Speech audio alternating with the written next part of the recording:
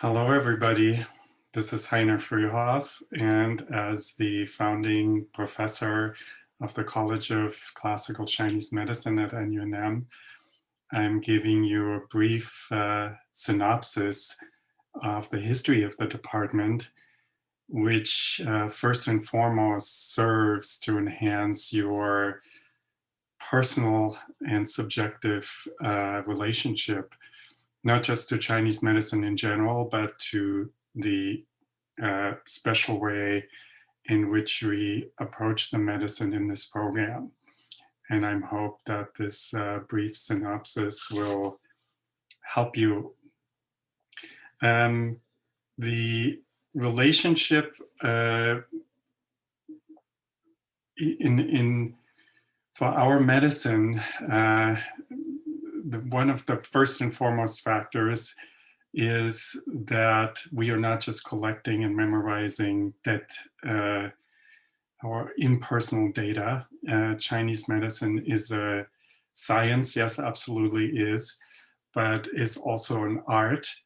And with that comes the passion and the calling to be part of this art form. And so I'm giving you my personal story about how I came to create this department. And I hope it might inspire you or give you a view then to find your own relationship, not just to the school, of course, it's much bigger than this, but find your relationship to this medicine. And I hope that this brief storytelling can help you with that. I'm going to mostly show you pictures to illustrate this story. So I'm going to share the screen here.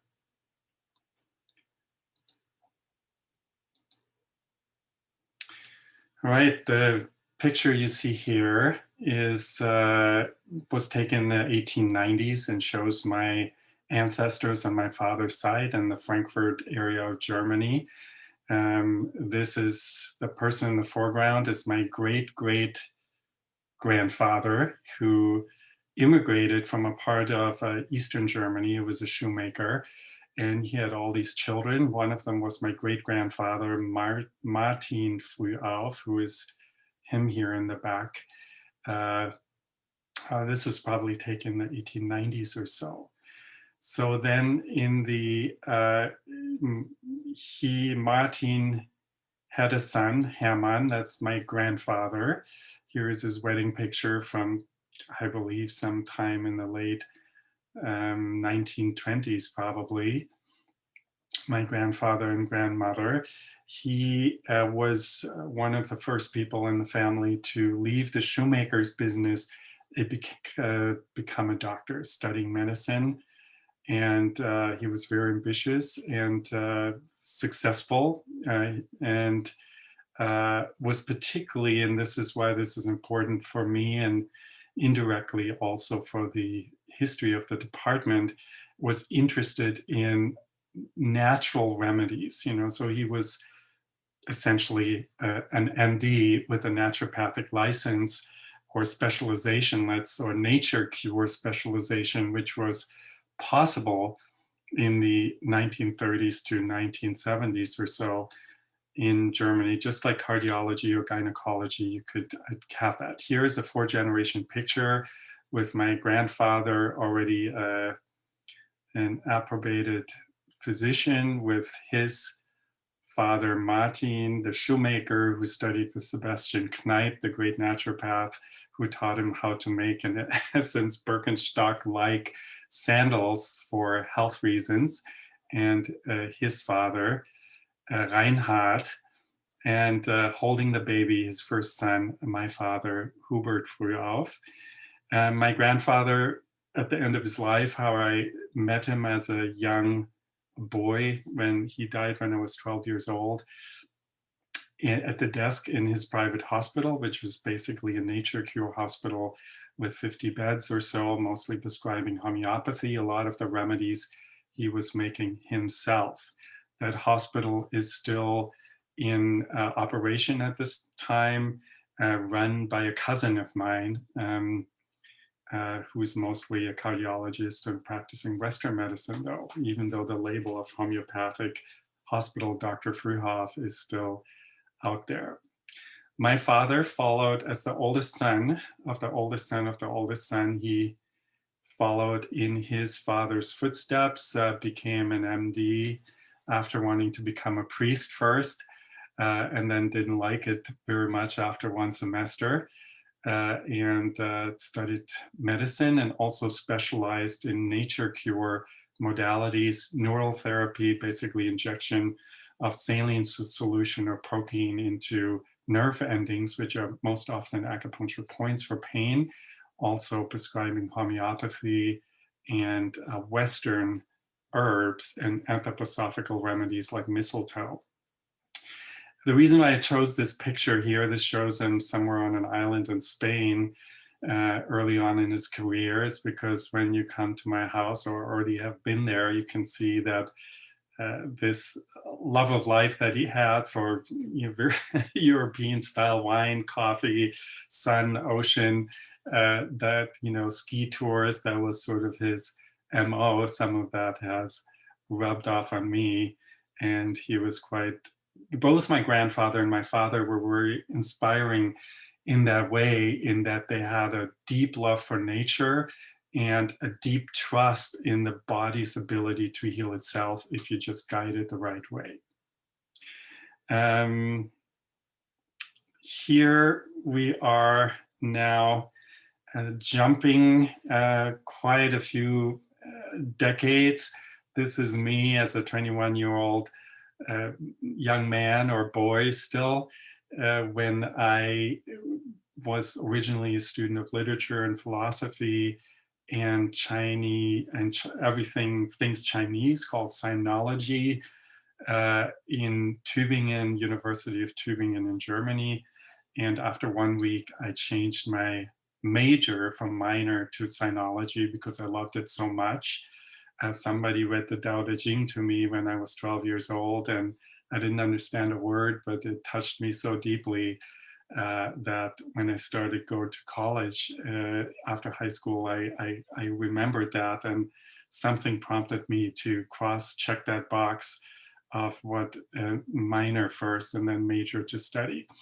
So I had the good fortune that at a time when China was essentially just very slowly opening after the so-called Great Cultural Revolution, which sent China, isolated it completely, sort of like North Korea nowadays, from 1964 or so all the way until 1976, and then slowly opening to the West again after the death of Mao Zedong and the removal of the so-called Gang of Four that included Mao's super ambitious, super communist, radical wife who had run the country when Mao was in a senile state. And so since 1979, German people were able to go to China, but in very limited numbers. So in 1982, when this picture was taken, I was able to apply to be one of the 30 Germans to go to China to study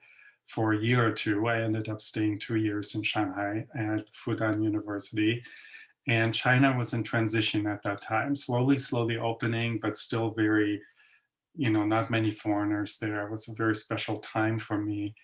And everything was still, in this kind of completely different from how it is now. China is a very industrialized and technically capitalist and technologically advanced nation now. At that time, it was not so different from the 1920s. This was in my student dorm at Fudan University. We were sleeping under mosquito nets. I loved this room very much. I had a Chinese roommate. That roommate was, I was friends with him until he recently died. Unfortunately, but he was, as all of our roommates were spies for the Chinese university administration at that time, because all foreigners at that time, at least, were treated as spies. So he was supposed to go through my mail and report everything once a week together with the other roommates. But that wasn't a problem for us. We knew about that. This is the view out of my window. You can see you have this traditional houses here with like more modern 1950s, 60 style housing, cement built that the Russians had brought in the late 50s and early 60s before they pulled out during the Great Rift between China and the Soviet Union in 1960-61. And China at that time was a very, as I said, you could still see the rural society that it was. Here we have images from big city life, where in the middle of the cities you have pictures like this. And we, of course, loved that. Didn't think of that, if a police person saw that, they would take the camera away from us and say, you foreign spy, and you want to show how poor our country is, whereas we wanted to show how idyllic it was. One of my early interests here was to study Taiji. This was my first, in some ways you could say, Chinese medicine teacher. At the university, he was a researcher, and he was an expert in Yang style Taiji, and we would meet every morning.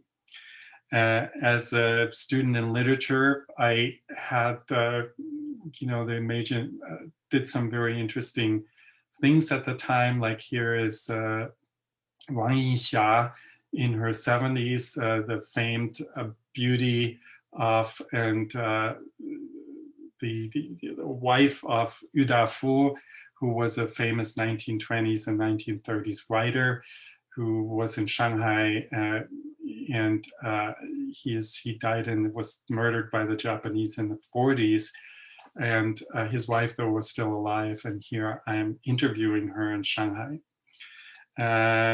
I met my girlfriend, and later, and still now, American wife there, Sharon Fruehauf, whom most of you have met already. And after 2 years in China, and then a year in Germany, and then a year at the University of Chicago, we got married in Michigan. And then in the year that I got my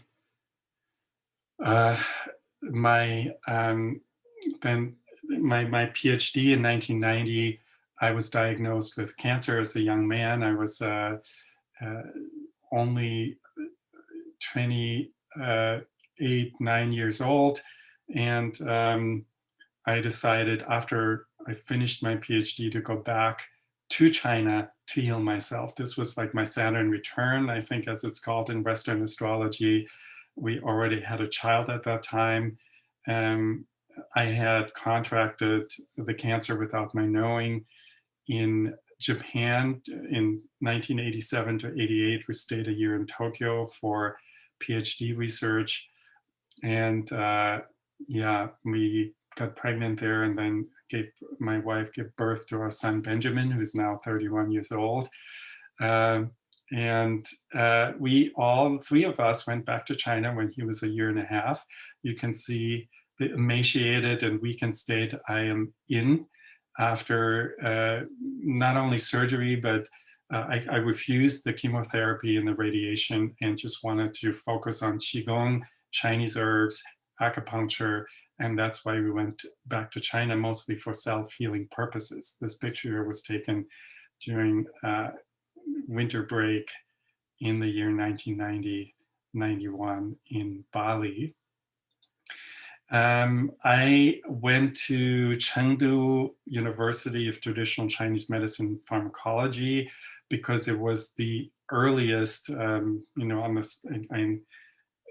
formally enrolled myself as a foreign student because I like to learn about what I'm interested in personally. So I had a personalized curriculum here with the academic buildings in the front and the teaching hospital in the back.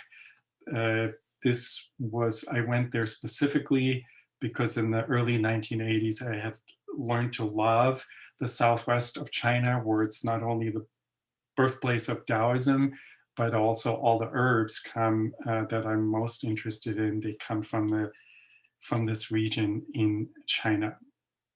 Um, uh, this university was the first one of 20 plus universities in China. Every province has at least one. And this was founded in 1956, incidentally, the same year that National University of Natural Medicine was founded. We stayed at the Western Medicine University where Sharon taught English, built by Canadian missionaries. You see this kind of Western missionary architecture style. Across town, I would ride my bicycle to go to classes every day. Here's our son, Benjamin, the only white kid in this kindergarten.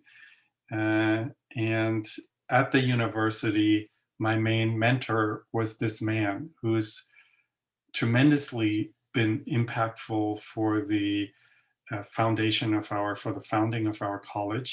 He was the lead and still is the lead researcher and author and lecturer on the foundational theory of Chinese medicine, number one, and the lead expert on the formula science, the alchemical way of putting single herbs together into formulas for thousands of years.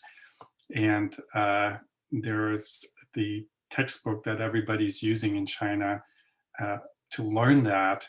The ninth edition, from the first to the ninth edition have all been edited by him. So I had the privilege to be mentored by him at his kitchen table, him smoking and both of us drinking strong green tea, that combination thereof making me semi-high most of the time.